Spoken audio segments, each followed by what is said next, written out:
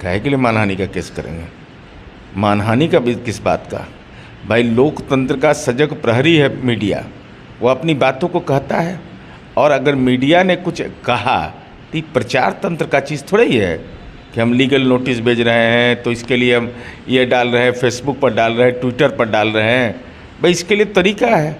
और मैं यह भी जानना चाहता हूँ कि ठीक रमज़ान की अवधि में यह सवाल खड़ा करना, तो गांव के अंदर मंदिर है, कर्म कांड होता है, पूजा होती है, तो क्या वैसे में लाउड स्पीकर ब्रह्म मुहूर्त में ही न कहा जाता है कि ईश्वर की आराधना की जाती है?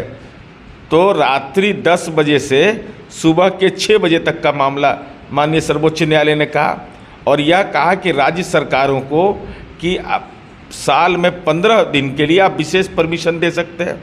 तो मैं यही जानना चाहता हूँ, अजान तो एक ही बार होता है ना? अगर रात में 6 बजे सुबह के पहले तो ब्रह्म मुहूर्त में होता है कि नहीं गांव में?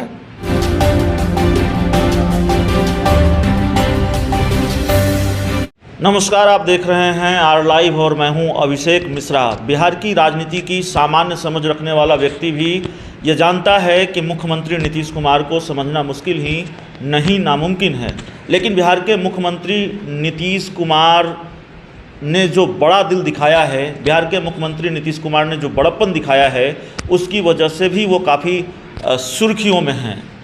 भला राजनीति के उस दौर में जहां लोक जनशक्ति पार्टी रामविलास के सुप्रीमो चिराग पासवान और नीतीश कुमार के बीच के सियासी रिश्ते कैसे हैं ये बताने की ज़रूरत नहीं है, और बिहार के मुख्यमंत्री नीतीश कुमार खुद बड़ा दिल दिखाते हैं, बड़प्पन दिखाते हैं, चिराग पासवान को बुलाते हैं, उनको आशीर्वाद देते हैं। सवाल यह भी है, एक तो उनके बड़प्पन की तारीफ हो रही है, और दूसरा यह भी सवाल बिहार के सियासी गलियारों में टहल रहा है कि क्या सीएम नीतीश कुमार को अपने भतीजों से नाराज़गी खत्म हो गई है। इन सवालों पर बातचीत करेंगे। कई दूसरे राजनीतिक सवाल भी हैं जो बिहार के राजनीतिक गलियारों में लगातार टहल रहे हैं। हमारे साथ जेडीयू के कद्दावर नेता, मुखर प्रवक्ता, पार्टी के एमएलसी नीरज कुमार सर हैं। बहुत तारीफ़ हो रही है सर मुख्यमंत्री नीतीश कुमार की। आमतौर पर ऐसे देखा नहीं गया है जब उस व्यक्ति को, जो व्यक्ति लगातार आरोप लगा रहे हों, और उनकी तरफ से भी बड़प्पन दिखाया गया, पैर छूकर आशीर्वाद लिया गया। फिर नीतीश कुमार उनको बुलाते हैं, आशीर्वाद देते हैं, बातचीत भी होती है। सवाल ये है कि ठीक है, तारीफ तो हो रही है, लेकिन सवाल ये है कि भतीजों से नाराज़गी खत्म हो गई है क्या? भतीजों से इसलिए कि तेजस्वी यादव से भी नज़दीकियाँ दिख रही हैं। देखिए, माननीय Nitish Kumar ji politics with difference के लिए जाने जाते हैं। आप देखिएगा, माननीय नीतीश कुमार जी के व्यक्तित्व का जब मूल्यांकन आप करिएगा तो कोई भी राजनेता सत्ता के लिए गणित जोड़ घटाव करता है, लेकिन माननीय नीतीश कुमार जी उससे आगे बढ़कर सामाजिक सवाल को उठाते हैं। बाल विवाह, दहेज प्रथा, पर्यावरण जैसी विषय पर चिंता करते हैं। ये राजनेताओं की चिंता का विषय नहीं रहा है, लेकिन माननीय नीतीश कुमार जी का कार्यशैली ये रहा है। कौन क्या बोलता है ये आप जानिए, अंतर मन को ढूंढना चाहिए कि माननीय नीतीश कुमार जी की कार्यशैली की शानदार प्रशंसा कर करके हम विधायिका में पहुंच जाएं, पार्लियामेंट में पहुंच जाएं, और बाद में राजनीतिक कारणों से मतभेद हो जाए तो ये आपका विषय है, आप अपनी टिप्पणी करते रहिए। लेकिन माननीय नीतीश कुमार जी कभी राजनीति में ओछी टिप्पणी नहीं करते। अगर अब कोई भी व्यक्ति है, व्यक्ति की तो एक सीमित धैर्य शक्ति होती है, लेकिन यह राजनीति के इस दौर में जब एक दूसरे पर लोग टिप्पणी करते हैं तो माननीय नीतीश कुमार जी की कार्यशैली है, और कार्यशैली को बहुत अच्छे से परिभाषित किया जा सकता है कि कोई अगर उनकी आलोचना भी करते हैं तो हमारी समझ से यह ईसा मसीह का यह वाक्य कि हे प्रभु इन्हें माफ़ कर दो, ये नहीं जानते कि कौन सा अपराध कर रहे हैं, इसको माननीय नीतीश कुमार जी ने अपने कार्यशैली में चरितार्थ किया। माफ़ कर दिया चिराग पासवान? नहीं, हम अपने तरफ से हम क्यों टिप्पणी करेंगे? माननीय नीतीश कुमार जी क्यों टिप्पणी करेंगे इन लोगों के बारे में?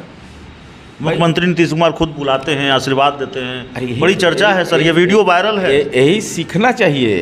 राजनीति में जो व्यक्तिगत कटुता लोग पालते हैं और उस जो भाषाई कटुता हो जाता है, अरे इस देश की परंपरा रही है। अटल बिहारी वाजपेयी विपक्ष के नेता थे और देश के पूर्व प्रधानमंत्री राजीव गांधी जी थे। जब उनको परेशानी हुआ अटल जी को, तो उन्होंने संवाद किया और उनके इलाज की बेहतर व्यवस्था की। और अटल जी ने आकर कहा कि मैं अगर जीवित आज हूँ तो देश के प्रधानमंत्री राजीव गांधी के चलते हूँ, मेरे पेट संबंधी शिकायत दूर हो गई। सर, दूसरे राजनीतिक सवालों पर बातचीत होगी, चूँकि मुख्यमंत्री नीतीश कुमार का जिक्र हो रहा है।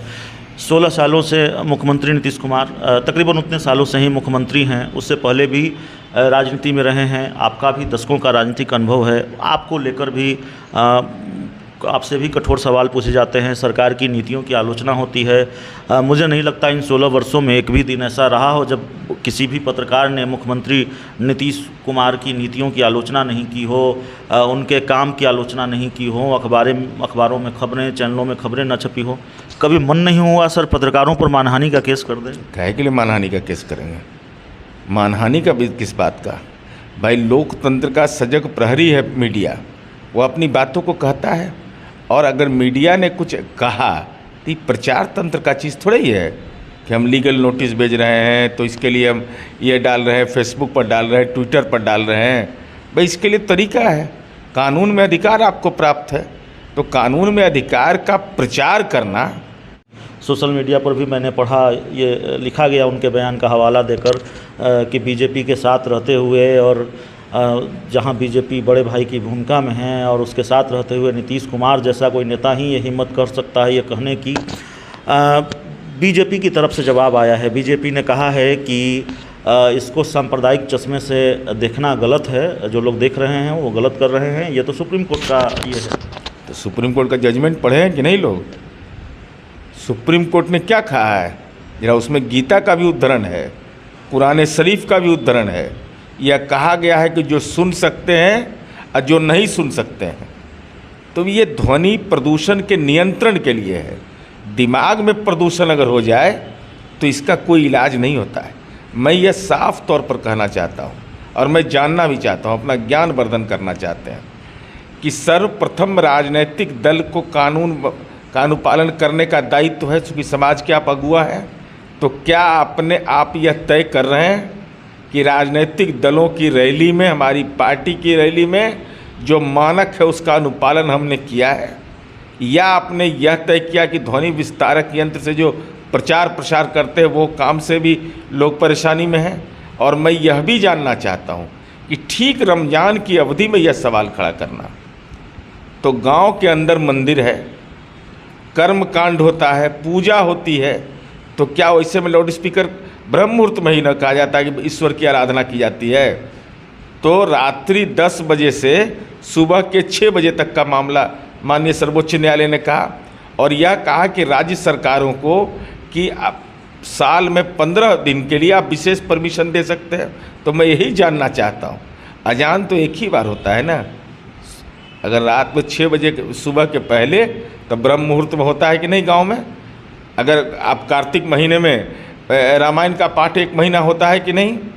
तो गांव के अंदर तो ये परंपराएं हैं। मठ में, मंदिर में पूजा होता है, देवालय में अर्चना की जाती है, आरती की जाती है, तो उसके लिए क्या नियम बनना चाहिए? आखिरी सवाल है सर, कॉमन सिविल कोड का मामला हो या फिर लाउड स्पीकर का मामला हो, बीजेपी ने असहज किया है आपको? ना, कोई असहज हम नहीं रहते हैं, हम सहज रहते हैं। हमको संविधान के तहत हम सहज रहते हैं। हम राजनीतिक संदर्भ को जब भी देखते हैं तो संविधान के माध्यम से देखते हैं। और ये देश का संविधान की जो प्रस्तावना है, हम भारत के लोग, विभिन्न धर्म, विभिन्न भाषा, जो भी हमारी परंपरा है, हमारे लिए वही बाइबिल है, रामायण है, कुरान शरीफ।